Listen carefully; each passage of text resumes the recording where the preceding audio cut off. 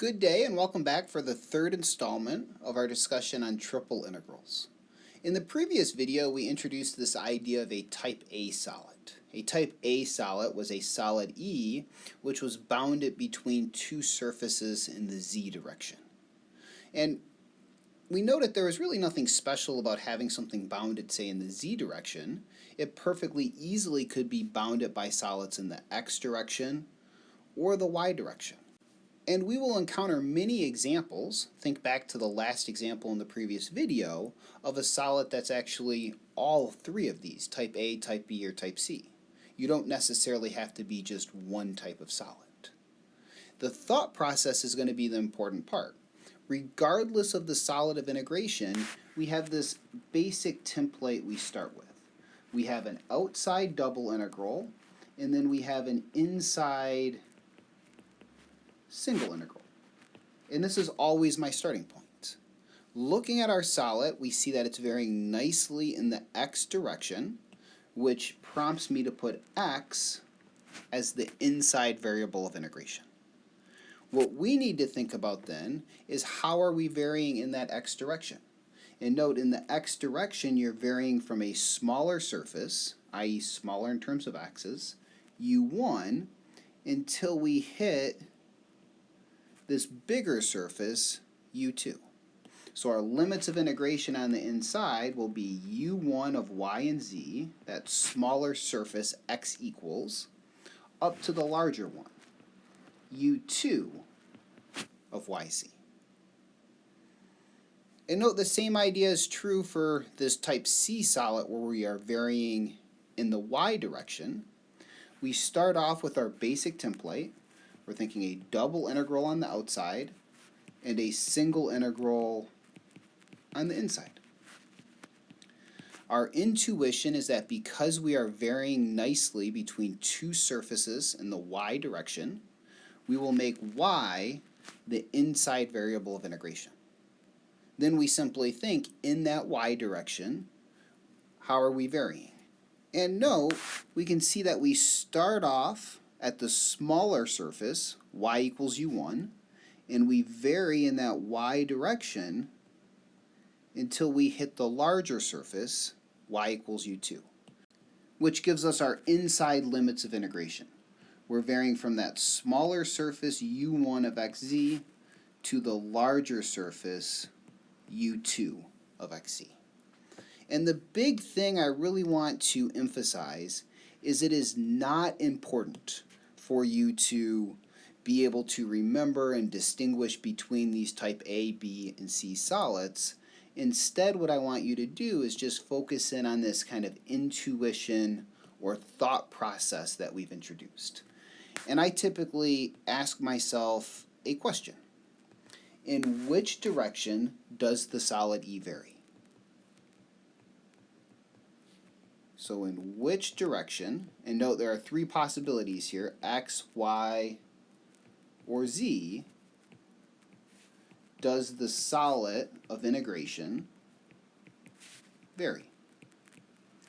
And whatever direction you're viewing this thing as varying in, note we're varying in that y direction from a smaller surface to a larger surface, that's going to indicate to you what your inside variable of integration will be. Then you can kind of compact it down to determine your region of integration D for the outside double integral and set up those limits of integration, much like we have done in our previous material. Another reminder for you, kind of a key use of the triple integral, is that the triple integral over the solid E of the function 1 is going to simply give us the volume of that solid. So similar to questions that we were previously asked, we could describe a solid and ask you to use a triple integral to determine its volume, or vice versa, we could give you a triple integral of this form and ask you to sketch the solid E whose volume is given by the integral. And let's go ahead and investigate one of those examples. For this example, we would like to sketch the solid whose volume is given by this triple integral. And just to give you kind of the reminder from the end of that previous page, since we are integrating the function 1, we can really think of this as being equal to the triple integral over some solid e of the function 1, which calculates the volume of E. But what we are doing now is turning the question in the opposite direction. From these limits of integration, can we sketch the corresponding solid? And my thought process is going to be identical to how we approached this previously. We're thinking that we have an outside double integral, and then we have an inside single integral. The inside single integrals with respect to y from 0 to 1 minus x, and the outside integral is over a region D in the xz plane, with D being determined by the following restrictions. Points of the form x comma z with the x values between 0 and 1, and the z values between 0 and 1 minus x squared. So we're essentially just reading off our limits of integration.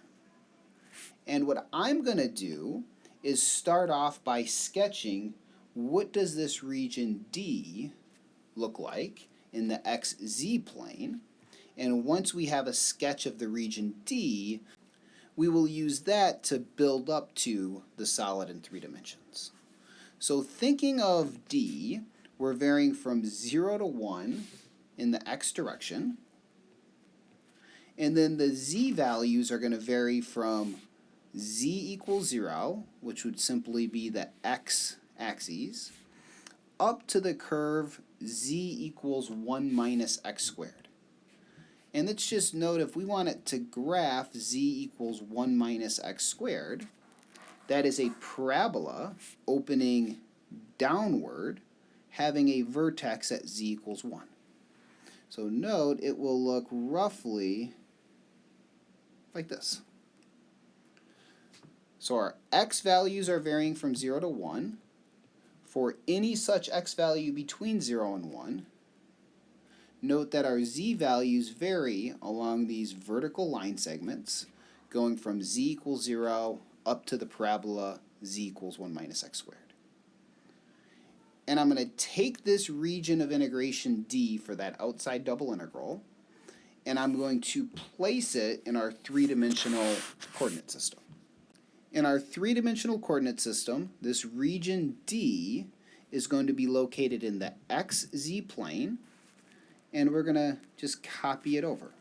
So 1 in the x direction, 1 in the z direction, and it's this parabolic type shape. What we now need to think about is, how does the corresponding solid of integration vary in that y direction? So let's just make the observation that our y values vary from 0 to 1 minus x. Y equals 0 is flat in the xz plane, and we need to vary in that y direction until we hit this larger surface, 1 minus x.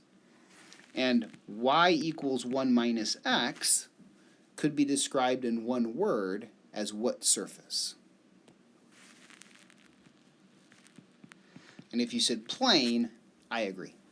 Now, in order to visualize this plane, because the z variable is not present, we could just sketch what it looks like in the xy, i.e. z equals 0 plane, and then get a rough idea of what it looks like in general. So adding in the portion of this line segment in the z equals 0 plane, y equals 1 minus x is going to be a line with x and y intercept both being 1. So roughly speaking, to the line drawn here. But because that z variable is not present, every single z equals trace looks exactly the same. So we take our line and we just drag it upward so it remains parallel to that z-axis. And hopefully that gives you an idea of how we can visualize this plane. Now let's come back to our solid E. What we are thinking of for our solid E is we start off in this region D in the XZ plane.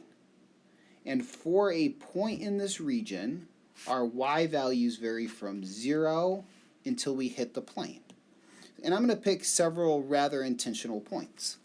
If I start off at this point on the z-axis, I vary in the y direction until I hit the plane. Similarly, if you started off down at the origin, that's in our region D, you would vary until you hit that plane. But if you have a point that's maybe midway along that parabola, and now you vary, you do not need to go as far until you hit that plane. And the closer you are to this point at 1, 0, 0, the less distance you need to move in the y direction until you hit the plane. Roughly speaking, what this will look like is something of the form given here. So note, given any point in that region D, you vary in the y direction until you hit the plane y equals 1 minus x. And I'm going to go ahead and redraw this without maybe as many details, just to make it a bit simpler to see what it looks like.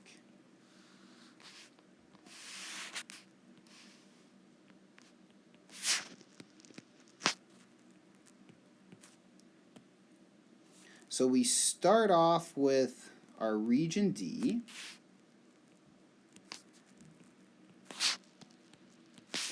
We have this line related to our plane, y equals 1 minus x, and we move in the y direction until we hit that plane, which gives us this wedge type of shape.